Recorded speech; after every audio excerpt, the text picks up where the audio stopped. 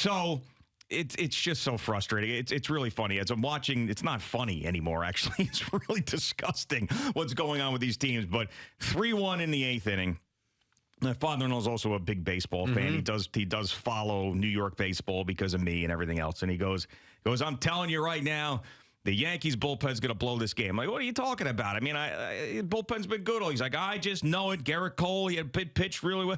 You know, not Garrett Cole, but you know what I'm talking about. Like, it's constant negativity he's throwing at me. Constant negativity. And I'm like, you know what? I'm going to be positive for once because I'm usually the negative guy. I'm going to be positive. Yeah. They're going to shut him down. They got all the guys lined up. Aaron Boone's going to go to his best guys. And the next thing you know, whap, whap, whap. Then they take the lead again. Then whap again. And it's 8-7.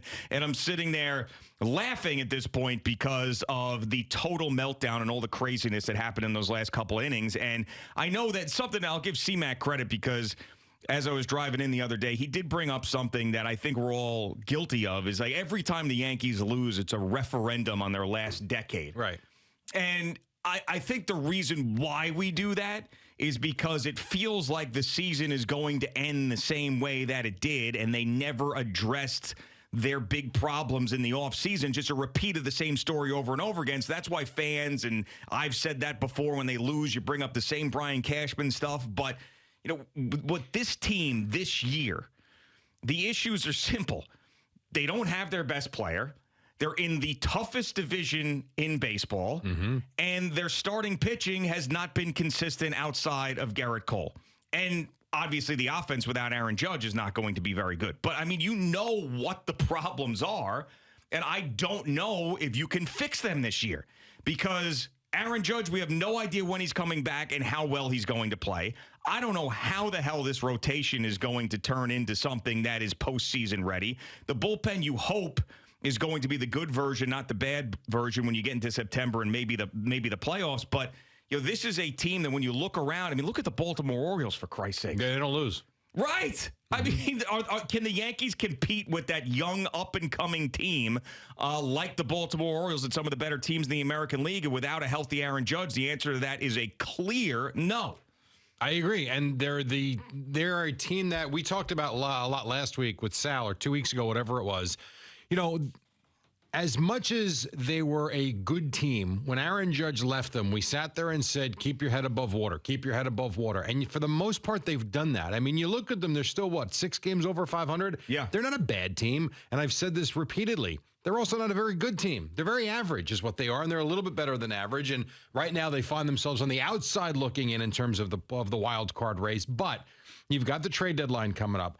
I'm with you. If and when Aaron Judge comes back, I don't know if he comes back swinging a hot bat. It could take him a little while to get going, but they do need him in the lineup. You take him out of this lineup, what are they exactly? You've got bloated contracts like Giancarlo Stanton, who continues to do really nothing for the most part. I know he's had a moment here or there, but he's giving you next to nothing. He walks a lot, great, but you have him there to hit home runs and drive-in runs, and he's not doing a whole hell of a lot of that.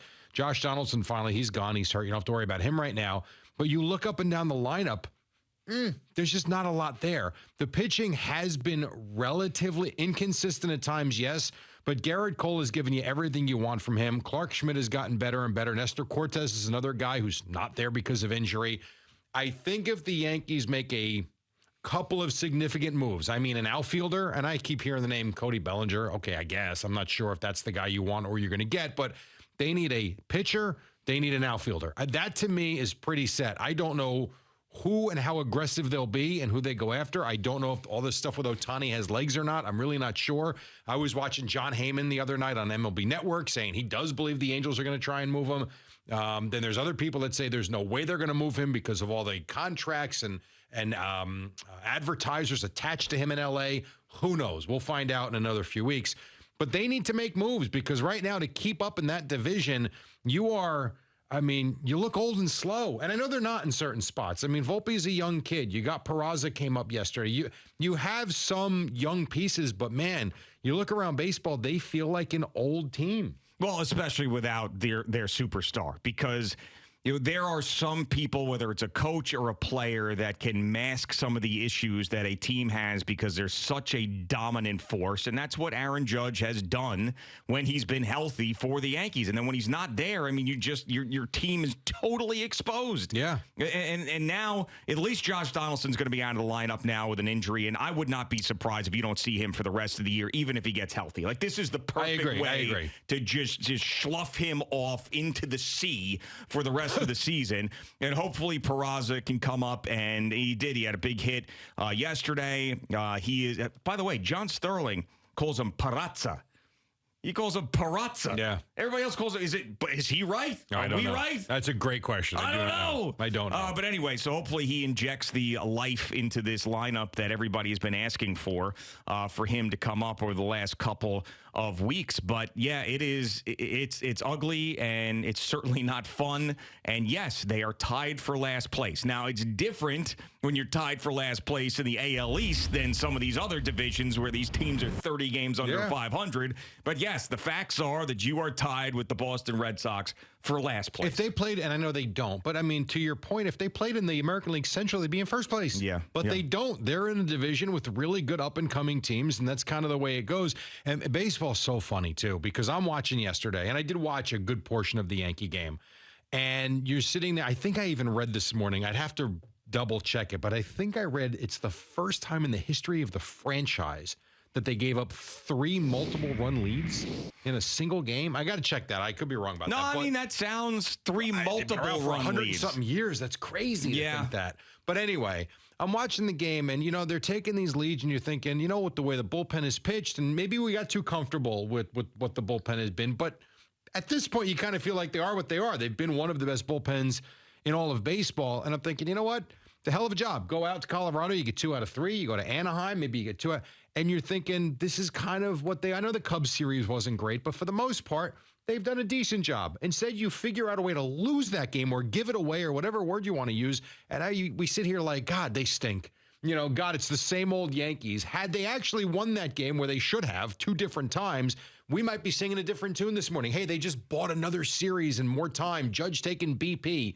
But yeah, that's the way what I think goes. I think it would have been, they did what they were supposed to do, and it would have been nice if they would have swept this team. Fair because enough. They're terrible. But they won the series, and they did what they were supposed to do against one of the worst teams in baseball, and you would have liked to see them. I mean, the bats woke up towards the end of the game yesterday, but I mean, for the most part. How many 1, 2, 3 innings were there? 4? I know. I mean, and then on Friday, too, they scored 2 runs. Yeah. I mean, this is a miserable pitching team in Colorado, and it's not just the air out there. They're just bad. I really thought, and I was going to place the bet, and I forgot. And when the game had started, I wanted to look up the over-under on the runs because I figured new hitting coach, and usually when moves like that are made, I shouldn't say usually, but a lot of times you will get a big jolt quick, and then things kind of settle back to what they were. Sure. I thought for sure on Friday, new hitting coach, new attitude from Sean Casey in Colorado off the All-Star break. I thought the Yankees were a lock.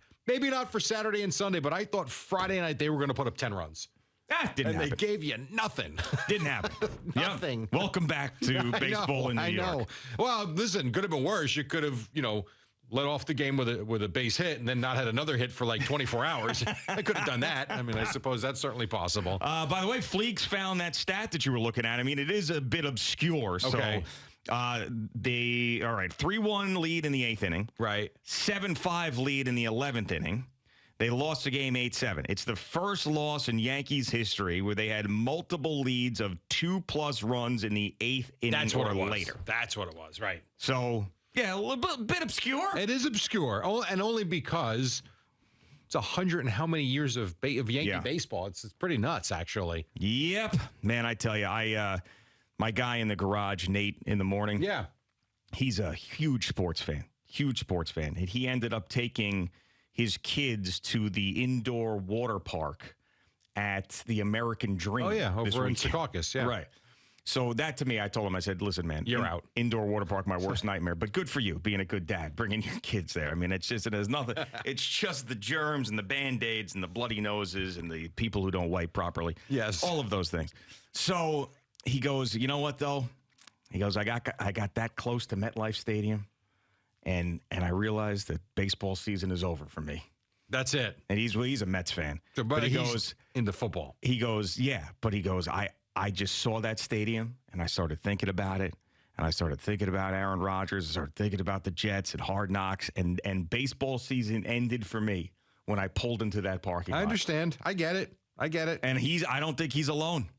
I don't think he's alone, man, especially if you're a Jets and Mets fan. Like, training camp, get here. Think about the excitement you've got with 100% with the Jets, and we know that, and watching Aaron Rodgers in Tahoe, which at some point I'd like to talk about that this morning. Oh, yeah, of course. I don't know if you saw any of it this weekend. I saw a lot of Steph Curry. I saw his eagle putt to win the tournament. Oh, it was absolutely outstanding. And his hole-in-one. So there's that. But you've got so much excitement with the Jets. I think the Giant fan is cautiously optimistic. I think the Giant fan is hoping for as good of a season as last year, maybe a little bit better, but also understands this might be a little tougher this year because you're not going to sneak up on anybody. But whatever. You've got excitement if you're a Jet or a Giant fan. If you're a Yankee fan, it feels like more of the same, if not worse. And if you're a Met fan, you cannot. And this Sal, I'm going to punch Sal in the face when I see him. Is he selling me on that stupid 4-game winning streak 2 weeks ago? Well, and I was buying. I'm not going to lie to you. I was buying in a little bit. And especially after they won that game Friday night in San Diego, I'm thinking, God darn, man, they get one of these next two. You know what? They got a little bit of momentum, and they lose both of them, and they come out the gate to lose. So whatever. And don't forget to hit the bell so you're notified when we're dropping new content.